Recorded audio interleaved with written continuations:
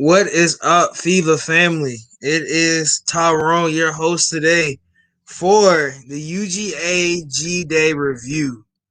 I just want to talk about some things that happened with G Day today. Um Great game. Got to see Justin JT Daniels in person today. Got to see a lot of good stuff out of him. Got to see Brock Vandegrift, the future of Georgia. Got to see Carson Beck, who is quarterback number 2 in my eyes. And we got to see Stetson Bennett again, the mailman. The final score of the game. Oh my God, Zora, why are you Zora? This isn't even a Georgia. Okay, Zora. Final score was 28-23. Red team, which is our starting offense. All around really good game from everybody. Good defense. We had sent a lot of heat this game. Saw a lot of different defensive blitzes and stuff that looked crazy. A lot of twisting seams and stuff. Wasn't a lot of sacks, I would say, but a lot of different type of blitzes. Um, Going into the breakdown of the game, JT Daniels is probably the quarterback. Going to be one of Georgia's best quarterbacks. I will say that now. JT Daniels will be one of Georgia's best quarterbacks in Georgia history, just based off of pure being able to sling the rock. He is going to be one of the top. He's going to be top tier. He was amazing today. Threw for over 300 yards. I know everybody's going to say this is a spring game, but he threw for almost 300 yards in the spring game against a team that's supposed to be a really good Georgia offense. So let's not discredit him for throwing 300 in this game. Like he looked amazing. Carson Beck, Carson Beck had most of the snaps for Team White. He went 22 of 31, 236 yards, 2 touchdowns, 1 interception. He looked really good. Carson Beck is going to be quarterback number 2 this year. Surprising, I may say, but not really to me. I've been high on him since high school. But JC Daniels, like I have in the title, he is the future of Georgia. He's probably 28 of 41, 324 yards, 3 touchdowns, 0 interceptions with 158.8 QB rating, which was, you got Stetson Bennett went 3 for 4, but he barely played. He had a good game. What we really wanted to see was Carson Beck be a number 2 quarterback. And that's kind of sort of what we saw. He turned into a really good number. He's going to be a good number 2, with Stetson Bennett being in that role. Stetson Bennett is going to play a role where he's the cleanup crew. If we really get down in the game and JT's out and we have to start Carson Beck, and Carson Beck isn't performing, you put in Stetson Bennett. That's basically what Stetson Bennett's role is. I wouldn't call him the 3 though. I wouldn't say he's the 3rd string quarterback. I would say he is a mayhem stopper. Basically, he'll calm the game down off of just being a mature guy. He's been at Georgia for 5 years now. Well, no, this might be 2, but he's not starting this year, of course, because JT Daniels. Running backs, we have a 20. So pick and choose who you want. We know it's going to be White and Cook as the 1-2 punch this year. But you still had Kinsley Kurt. You still had Dejon Edwards, Kendall Melton. Yeah. So the longest run I think out of all of them was a quarterback run. Actually, was from Carson Beck. Carson Beck ran for 12 yards. That's the longest run we had today. Most yards today, though, was Zamir White. No. Was Kendall Melton. Watching our running back core, you don't know who we know Cook and we know Zeus are going to be the 1 and the 2, but that 3rd running back is a throw up at this point. Melton probably Edwards. I think was the third last year, but Melton, of course, is the third. He probably will be the third this year. He had a really good game Team White. Team White really their offense is Team Black. I keep saying Team White, but Team Black they didn't really have an offense all game. Um, there really wasn't a lot of offense. Carson Beck had a really good drive to end the game. On that last like 1 minute, 2 minute drill he had to end the game. He didn't win, but he had a really good drive. He looked very poised. Um, Receiving, um, Donnie Mitchell is going to be our wide receiver one with Pickens being out. He is wide receiver one, and I'm okay with that. Kearis Jackson is really good too. So we have really two really good wide receivers.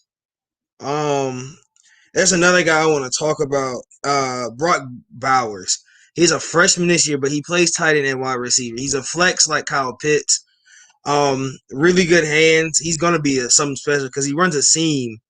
He's really fast because he's played every position. He played every position in high school. So um I think he's a threat later on. We're gonna have to use our tight ends a lot this year.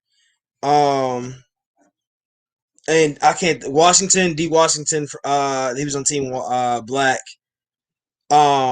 He is literally him and Brock are dangerous threats, especially if we run them at the same time, especially on seams.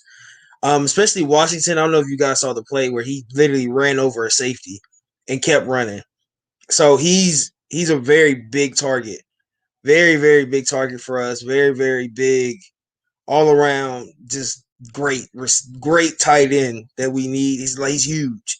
So but we definitely need to get Brock more involved in my eyes because Brock is he's like Kyle Pitts. I'm not gonna say he is Kyle Pitts, but he's like Kyle Pitts, where he's very fast.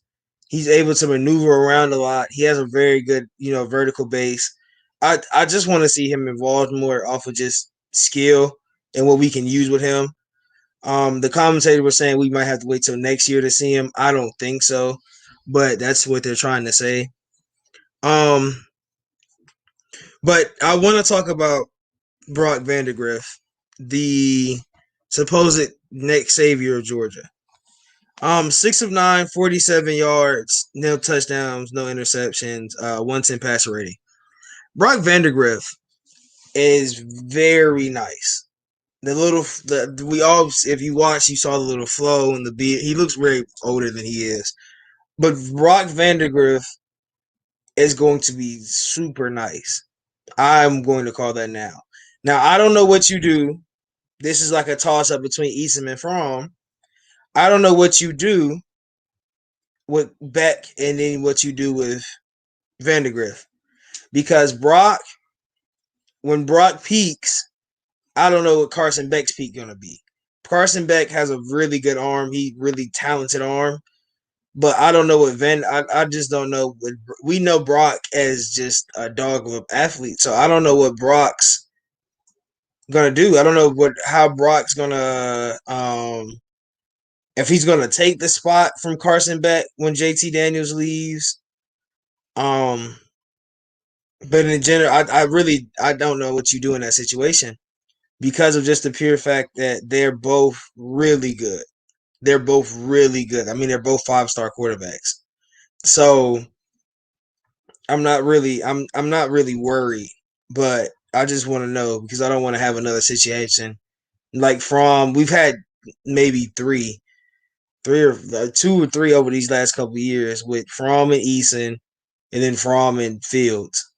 So I don't want us to go through that and then have to worry about the quarterback position after, because Beck is going to probably take JT. He's probably going to be the starter next year if JT leaves.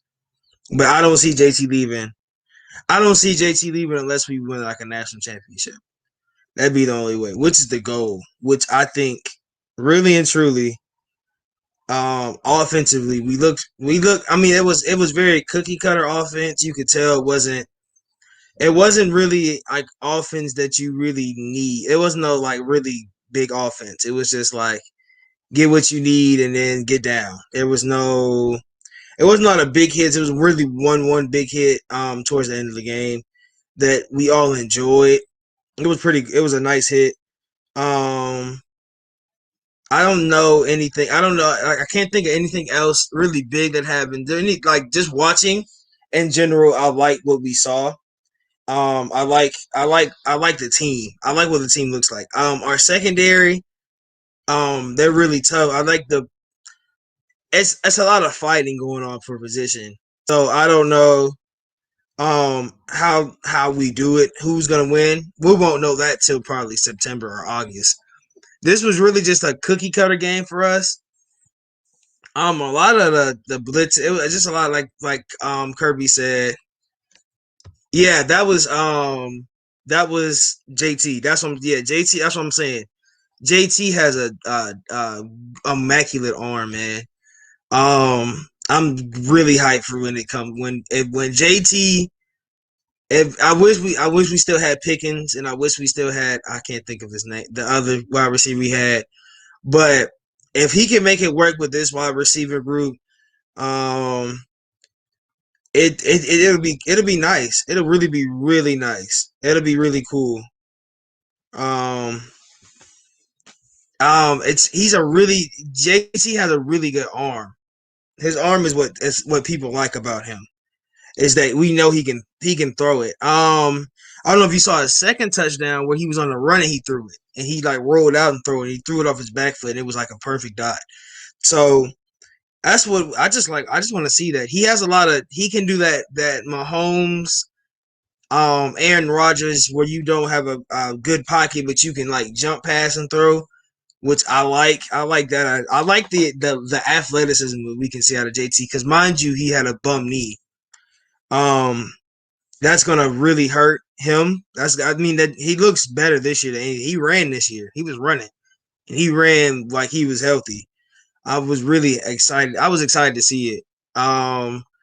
That's why that's the thing. The only thing I like about this, the thing we saw in this spring game is that um JC Daniels is the starting quarterback and it's his job to lose basically. And he's still undefeated as a Georgia Bulldog. Counting the spring game, he's still undefeated as a Georgia Bulldog.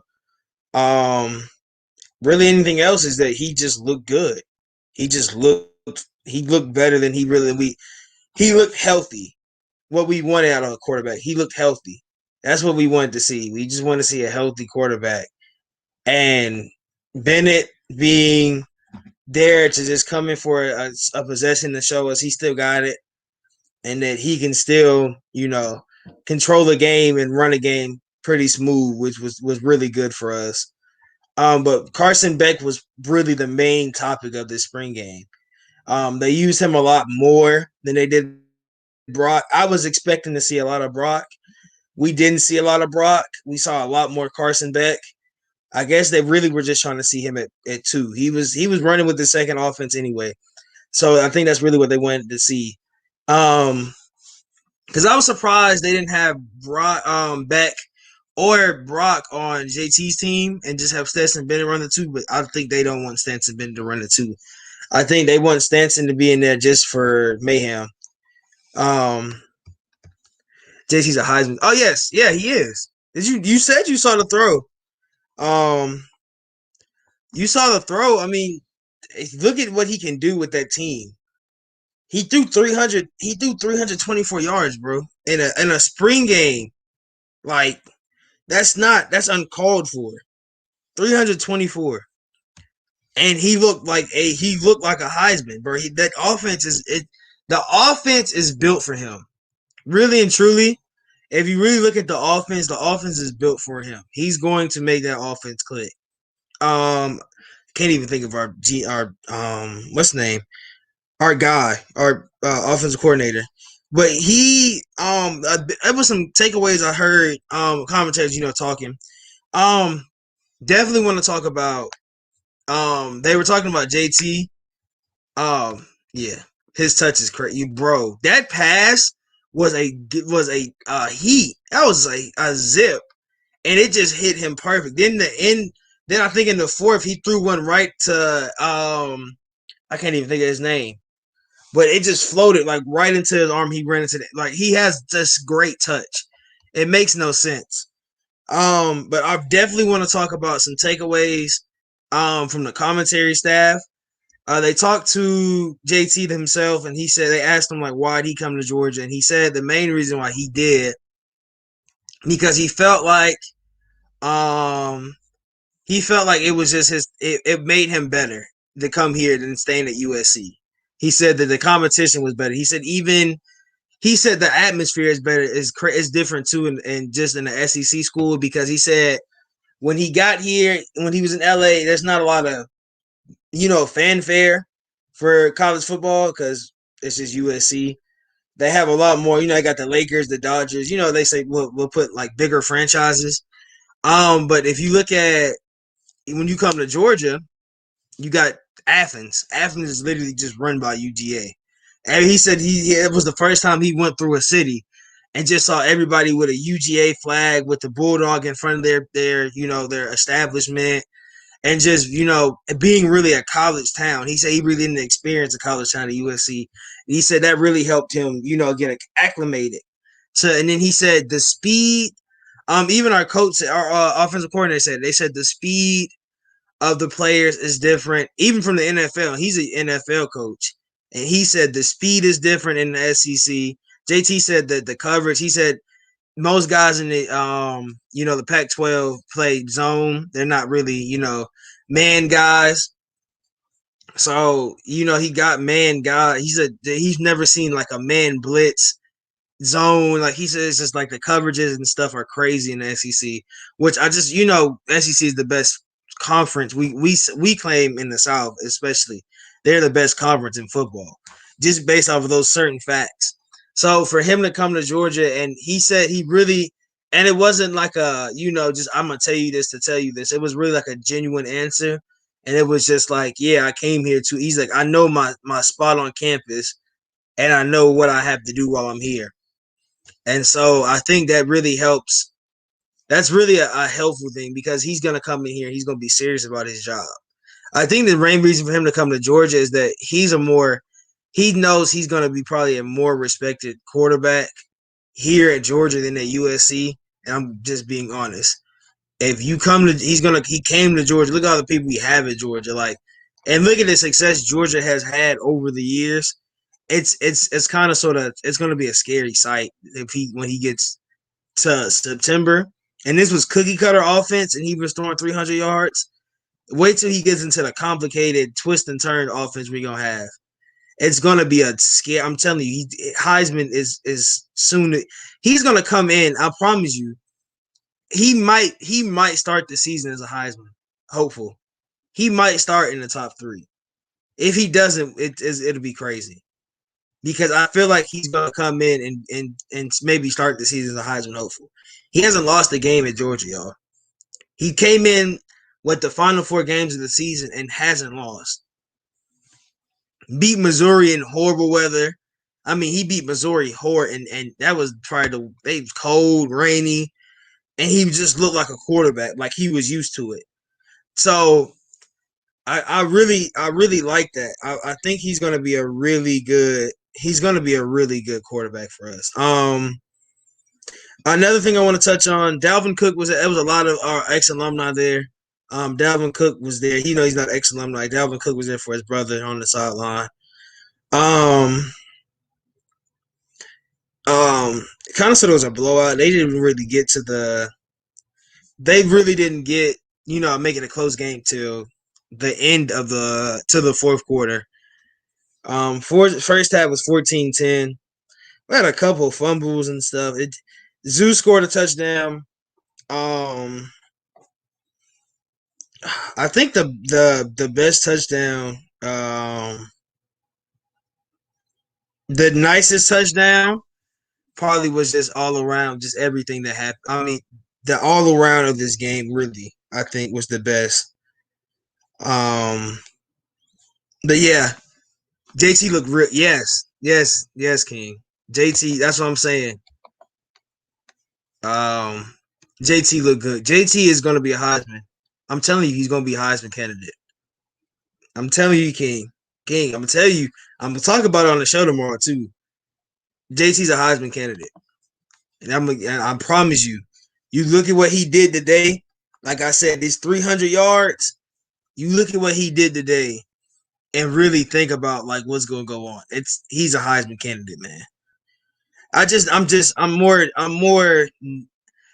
more nervous about him getting hurt. That's the more I'm more nervous about. It's about the his knee. I know it's been a couple years since his knee injury. I still want to make sure he can still get out the pocket if he needs to. What is song called? What? I don't know. Um, yeah, King. I think he's a Heisman hopeful, and I think he's gonna be. I think if we have a great season this year, he wins the Heisman. Um, I really think he's a Heisman winner this year, especially if he has that accuracy that he had today. And we're gonna have. I think we're not gonna have any Pickens back, which I'm sad. We won't get him back till next year. Um, Only way if he wins if the board makes it. Yeah, that's how it seemed. If your team doesn't make the national championship, you fall out of Heisman contendency immediately. Cause look at Kyle Trask last year.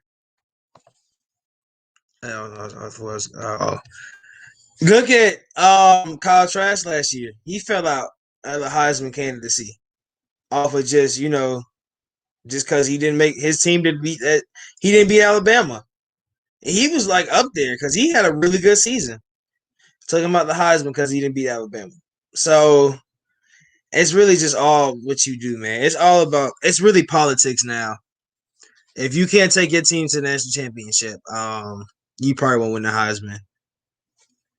Bro, the Heisman winner didn't even play in the championship, did he? I don't think did Waddle play in the championship? I don't even remember because I remember he was wrapped up.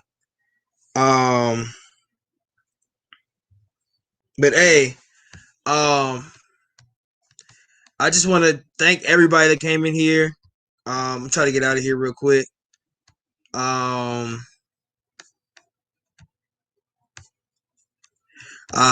everybody that came in here. Thank you for being in here. We have a show tomorrow. FILA has a show tomorrow with me and King. Don will be on Monday with 2 shows. We have 2 shows Monday, I think, or 2 shows Tuesday next week. But thank y'all for coming in here. Thank y'all for talking. And with that, we are out.